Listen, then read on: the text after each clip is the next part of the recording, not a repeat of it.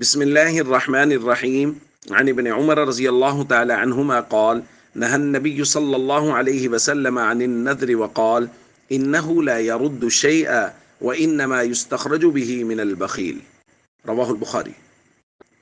ابن عمر رضی اللہ تعالیٰ عنہما بیان فرماتے ہیں کہ نبی کریم صلی اللہ علیہ وسلم نے نظر ماننے سے منع فرمایا، اور آپ نے فرمایا کہ نظر کسی چیز کو نہیں لوٹاتی، نظر کے ذریعے سے تو بخیل کا مال نکلوایا جاتا ہے۔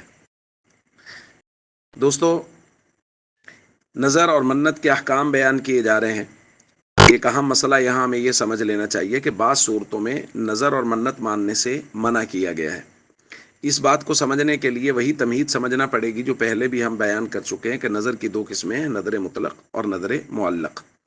نظر مطلق کوئی آدمی بغیر کسی چیز کے ساتھ تعلیق کیے، بغیر کوئی شرط لگائے منت مانتا ہے، نظر مانتا ہے۔ اگر وہ اس صورت میں طاعت کی اور اچھائی کی، نیکی کی نظر مانتا ہے تو یہ مستحسن ہے۔ یعنی مثال کے طور پہ کوئی آدمی کہتا ہے کہ میں روزانہ 10 رکعت نماز پڑھوں گا یا روزانہ 100 روپے صدقہ کروں گا، تو یہ مستحسن ہے، اس کو پسند کیا گیا ہے۔ اگر اسی صورت میں یہ نافرمانی کی منت مانتا ہے تو ظاہر اس سے منع کیا گیا ہے۔ اور ایک ہے نظر معلق۔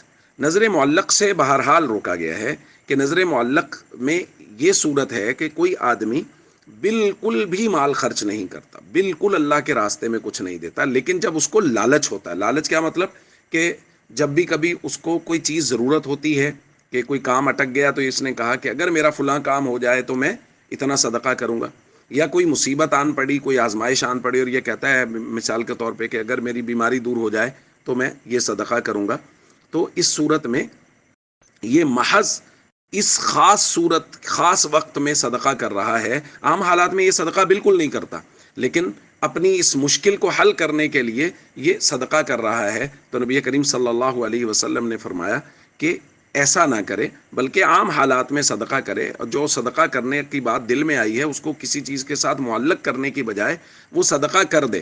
اگر دل میں آیا ہے کہ میں 10,000 بعد میں صدقہ کروں گا تو ابھی 10,000 صدقہ کر دے، اس کو اس کے ساتھ معلق نہ کرے۔ یہ پسند نہیں کیا گیا۔ لیکن ان تمام تر باتوں کے باوجود کہ یہ پسند نہیں کیا گیا، پھر بھی کہا یہ گیا ہے کہ اگر نظر مان لے گا تو نظر کو پورا کرنا ضروری ہوگا۔ یعنی بیمار ہے، ٹھیک ہو جائے گا، تو اگر 10,000 کی منت مانی ہے تو 10,000 غرباء کو دینا لازم ہوگا۔